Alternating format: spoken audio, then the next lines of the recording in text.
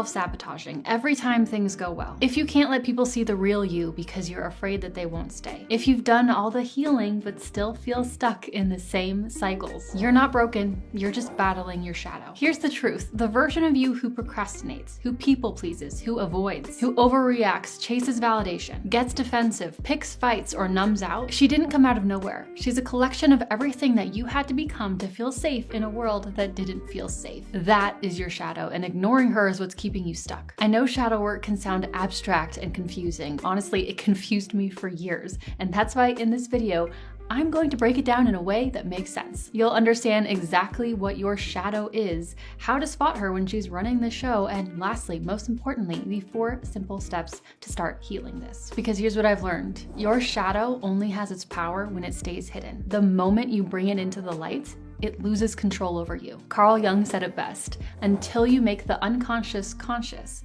it'll direct your life and you will call it fate. So maybe it's time to turn around, face the dark, and bring your shadows into the light. Hey friend, welcome back. If you're new here, my name's Jillz and I help women step into their power, tap into their divine feminine, and become their best self, live their best life. So if that's something you want to do, you should subscribe and stick around. Now, real quick before we dive in, I created a shadow work journaling workbook that goes perfectly with this video and this topic. It has guided questions in there to help you uncover your specific shadows, and the questions are so good. They are so powerful. Your shadows will become glaringly obvious. Plus, there's a section in there that has personalized prompts based on your specific astrology, which is just like a fun little helpful tidbit, and I'll talk about that later on in this video. But the link for that is down below if you want to check it out, and it's definitely one of my favorite workbooks that I've ever made. So let's talk about the word shadow and shadow work, because these get thrown around a lot in the spiritual and self-help world, but honestly, it's like, what do these even mean? To me, it feels really vague and unclear. So when people hear the word shadow, sometimes they think of some dark, sinister part of themselves that they have to fight or fix. But that's not what this is. Your shadow is not evil. It's not some monster inside of you. It's your wound.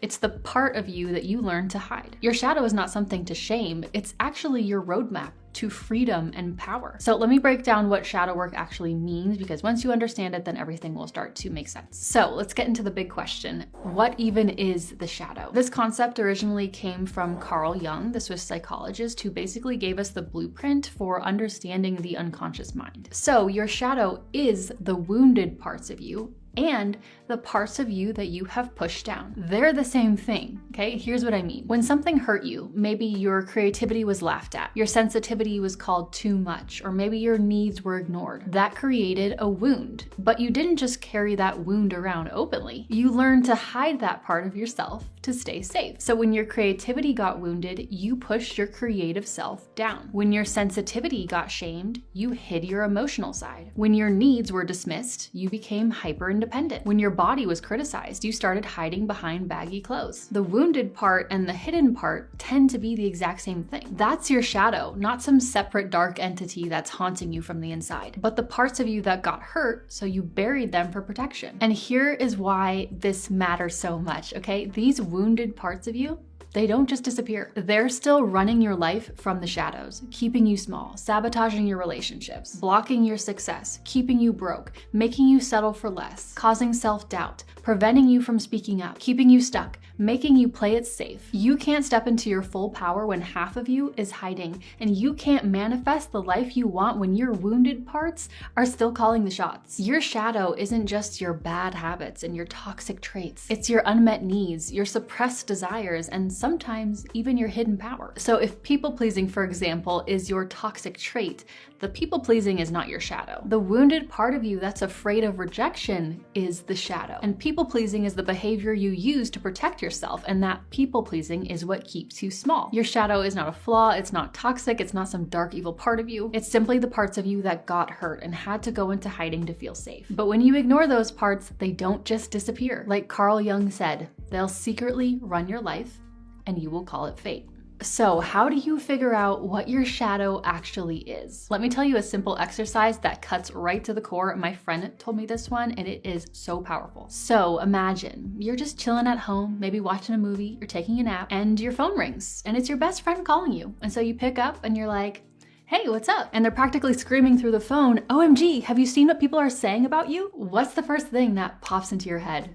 What was your first immediate fear? What happened in the rest of that story? What did you assume that they were saying about you? That assumption, that fear, that's pointing directly to your shadow. Let me walk you through my own personal example because in my opinion, this is easier to understand when you actually hear like a real life example. And I'm gonna use this example to help explain some of my points throughout this video so it all makes sense. For me, when I did this exercise, what used to immediately come up for me and what I used to immediately be afraid of was, I'm wrong, that I did something stupid, that I said something stupid, that I don't know what I'm talking about, that everyone is pointing out and realizing that I have no idea what I'm doing, or that I did something totally wrong, or that I'm stupid. That was my fear, that I'm wrong. Now, when I trace this back though, it makes perfect sense. Growing up, I kind of struggled in school a little bit. I mean, it was hard because I was in like the advanced classes, but I still always struggled in those classes. I felt like I was constantly behind, and I was always the youngest in my class. I was always the youngest of my friends. I was the youngest in my family. I always felt behind and like I was playing catch up. I have so many awkward, painful memories of me being surprise called on in class and I didn't know the answer, you know, internally panicking. And then I'd give my best answer and it was wrong. And then everyone would be staring at me, or trying to do homework with a parent at the dinner table. And then when I didn't know the answer, they would get frustrated at me or sometimes snap at me. I was always afraid to speak up in class, in life, with my family, with my friends, because I never fully felt like I knew what I was doing and I thought whatever I said would be wrong. And the thing is that I often was wrong. And instead of that just being normal kid stuff, I was shamed for it, or at least I felt that way. Because of these experiences, I became afraid of speaking up and using my voice and sharing my opinion. And I was afraid of being wrong. I felt stupid. So what happened? I learned to hide my thoughts, my opinions, my natural curiosity. I was scared to use my voice. I was scared to share my opinion. I was scared to speak with confidence. That's what got wounded. My voice, my confidence, my intellectual curiosity. And because that got wounded, I learned to hide those parts of me to stay safe.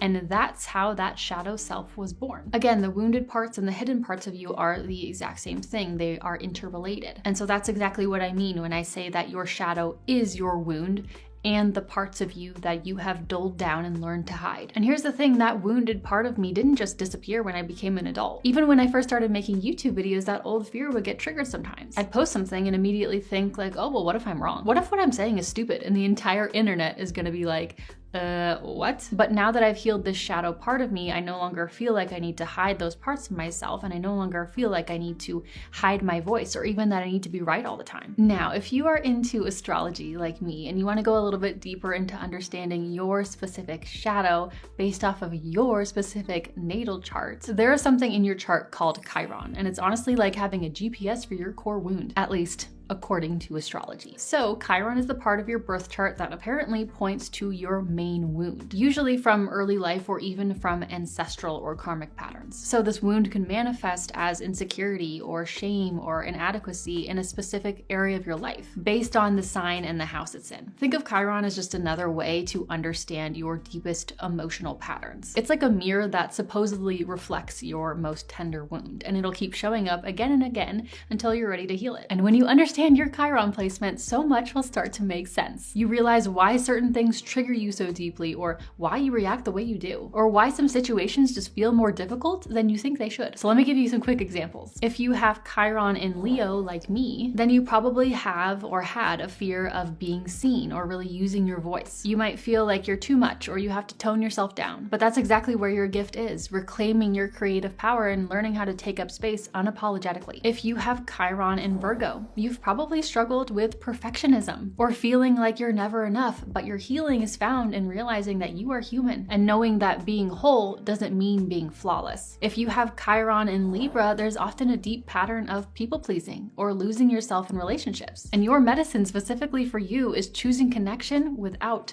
abandoning yourself. Your Chiron wound isn't your weakness. It's kind of more as like a compass for like your healing and stepping into your fullness. It's probably what you're here to work through and understand, and embodying this will help you step into your full power and usually help you fully tap into your gifts. And in my shadow work workbook, I walk you through exactly how to find your Chiron placement, and I have specific journaling questions just for you based off of your particular wound. So the first part of the workbook just has general shadow work journaling questions for everyone that are relevant to everyone, and so you can start identifying them and healing them. And then the second part of that workbook. You get personalized questions based on your specific Chiron sign that hit right at your core pattern. Again, the link for that is down below if you want to grab it. But Chiron in your birth chart is just like one little tool. If you're not into astrology or don't want to do that, that's totally okay. It's just like a little fun, helpful tidbit that I really find interesting. It's just a fun little extra to help guide you. Now let's clear something up really quick because I see sometimes people getting the shadow work part of it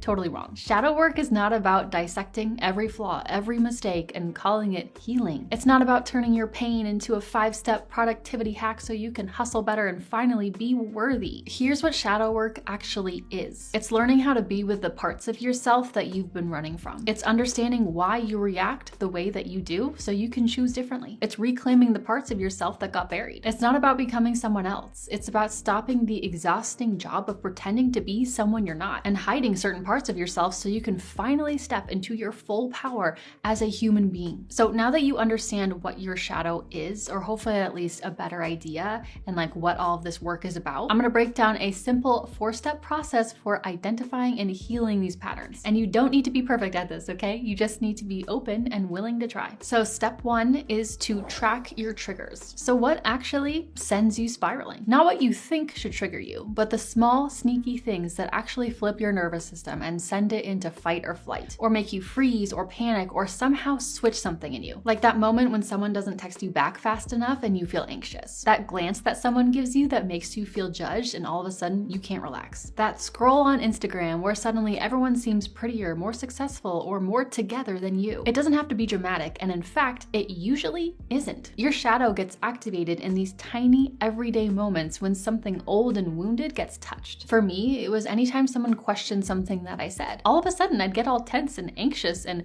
worried for literally no reason, even though I knew that I shouldn't be having that response. That disproportionate reaction in an everyday moment, that was my shadow getting triggered. That was my wound getting poked. So step 1 is just start noticing these moments. Start noticing when you get tense. Start noticing when you get scared and want to hide. Start noticing when you pull back. Start noticing when you get angry. Those moments that feel way bigger than they should, that's your signal that your shadow just got activated. Now, step 2 is to name the story. So once you've noticed the trigger, the next step is to just slow down and ask yourself, what story just got activated in your head? Or a different question is, what does this feeling remind you of? Where have I felt this before? Not just the surface reaction, but the belief and the wounded feelings underneath it. What are you secretly telling yourself in that moment? What are you secretly feeling? So back to my example, so this makes sense. For me, when someone questioned something I said, the story that got activated was, I'm stupid. I don't know what I'm talking about. I'm the one who doesn't know what's going on. I'm about to be exposed for being stupid and completely delusional. Everyone else knows what's going on. Everyone else has all the answers, but I don't. Okay, so your story might be totally different. Yours might be, I'm too much, or I'm not enough, or I'm being dramatic, or I shouldn't need this. Okay, so this is where you are starting to connect the dots. This is where you're starting to realize that these aren't just random thoughts. It's all tying back to something that happened earlier in your life. When someone laughed at your creativity, you learned, this is dumb. I shouldn't be creative. It's not safe. I'm not a creative person. Or when your emotions were dismissed, or your parents told you to stop crying, or you were being too sensitive. Well, your brain said, my emotions are a problem. I'm too dramatic. I need to be less emotional to be loved. And here's the funny part though. Once you have that belief, once you have that wound, we will start acting in ways that prove that belief true and unconsciously accidentally keep poking that wound and making it deeper and deeper. For example, if you believe that you're unlovable, then oftentimes you will avoid relationships. But because you avoid relationships and because you're always alone, you end up feeling more and more unlovable, digging that wound even deeper, right? That story and that belief gets stronger. So step 2 is catching that story in the moment and asking yourself, where did I first feel this? What does this remind me of?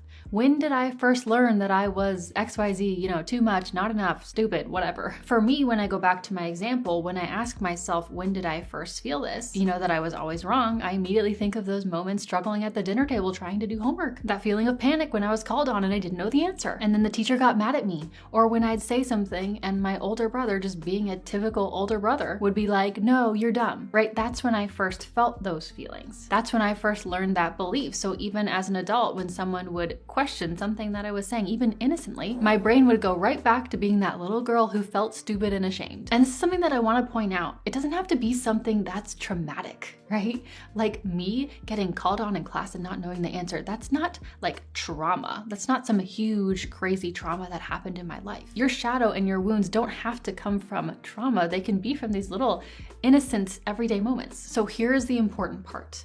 When you can start to connect your current trigger back to where it all started, you start to see that it's just an old story and not necessarily the truth about who you are. And once you realize that it's not necessarily the truth, it's just a story, it starts to lose its grip over you. Because remember, again, when you bring that wound and that shadow into the light, it loses its power. But when you keep it hidden and unconscious, it keeps secretly running the show. So just naming the story and making that connection is literally already half the work. Now, step 3, don't try to fix it. Okay, so this is the part where your brain is gonna wanna jump into problem solving mode. You know, you've noticed the trigger, you've named the story, and now you're like, great, let's fix this, let's solve this. Let's analyze this and make it go away. But here's the thing, you don't need to fix it. You don't need to talk yourself out of the feeling or immediately reframe it into something positive, okay? Let me explain. When I would feel that, oh, I'm wrong, I don't know what I'm talking about, kind of panic or anxiety, my first instinct was naturally to defend myself or try to explain why I'm right, or just completely shut down and never speak up again. But that just kept me stuck in the same old patterns. Instead, I just let the feeling be there. I'd acknowledge it, I'd say, oh, there's that old story again, but then I wouldn't let it control what I do next. You're not trying to make the feelings